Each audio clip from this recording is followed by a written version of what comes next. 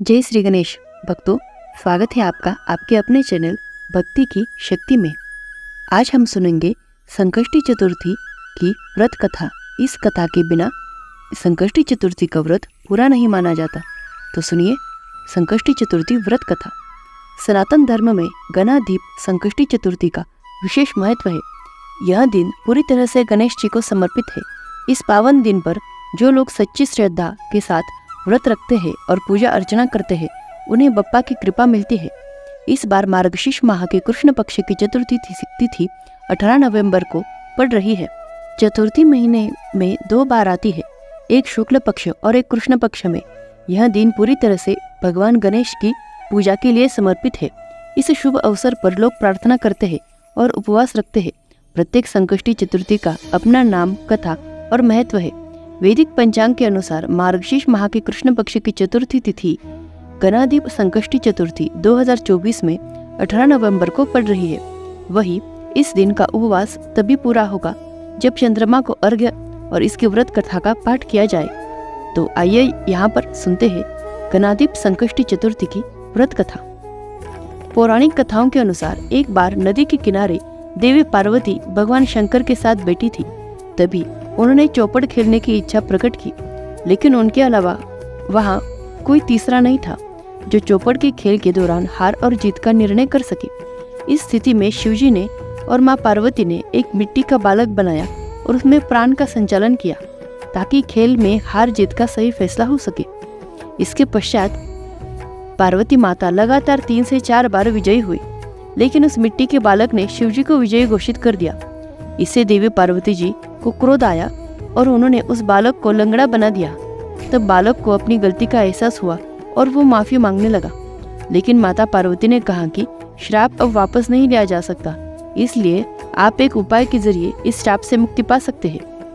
उन्होंने कहा कि संकष्टी के दिन कुछ कन्याएं पूजन के लिए आती है, उनसे व्रत और पूजा की विधि पूछ लेना।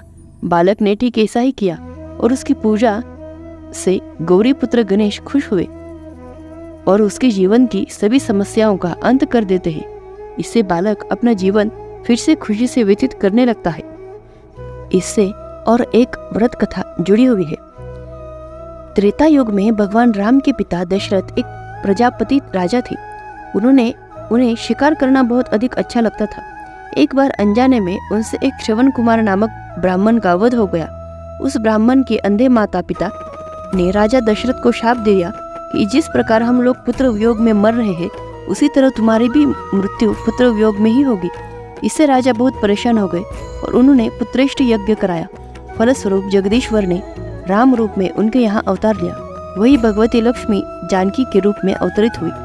पिता की आज्ञा पाकर भगवान राम, उनकी पत्नी सीता और भाई लक्ष्मण वन को गए, जहाँ उन्होंने खरदूषण आदि अनेक राक्षसों का वध किया। इससे क्रोधित होकर रावण ने सीता जी का अपहरण कर लिया।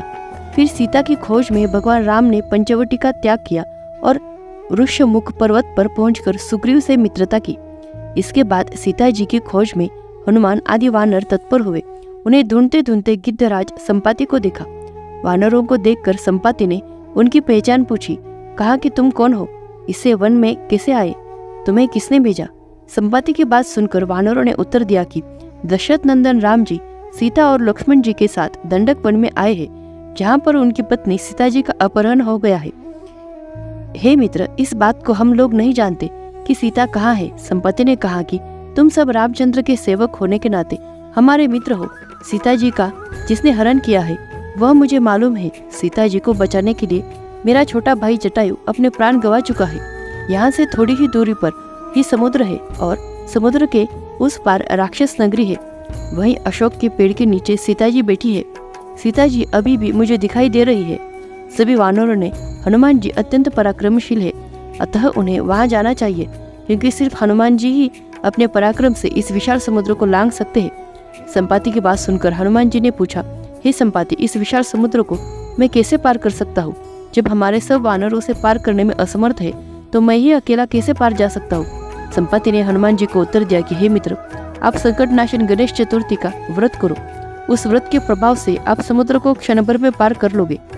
संपाति के कहने पर हनुमान जी ने भगवान ने संकट चतुर्थी के उत्तम व्रत को किया।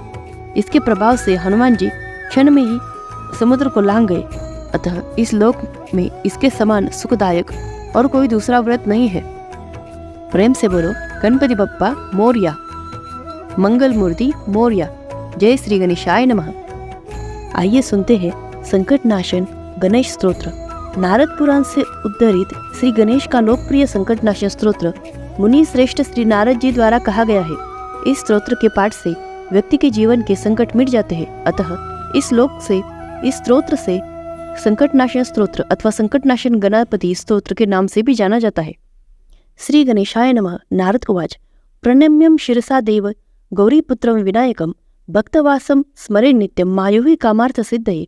प्रथमं वक्रतुण्डं च एकदन्तं द्वितीयकं तृतीयं कृष्णपिङ्गाक्षं गजवक्रं चतुर्थकं लम्बोदरं पंचमं च षष्ठं विकटमेव च सप्तमं विघ्नराजेन्द्रं धूम्रवर्णं तथाष्टकं नवमं बालचन्द्रं च दशमं तु विनायकं एकादशं गणपतिं द्वादशं तु गजाननं। द्वादशेतानि नामानि त्रिसन्ध्यः यः पठेन्नरः न स विघ्नभयं तस्य सर्वसिद्धाङ्करं प्रभुः। विद्यार्थी लभते विद्यां, धनार्थी लभेत धनं, पुत्रार्थी लभेत पुत्रान्, मोक्षार्थी लभेत गतिं। जपेत गणपति स्तोत्रं षड्भिर्मासहे फलं लभेत, संवत्सरेण सिद्धिं च लभते नात्र संशयः। अष्टभ्यो ब्राह्मणेभ्यश्च लिखित्वं यः समर्पयेत् तस्य विद्या भवेत् सर्वा गणेशस्य प्रसादतः।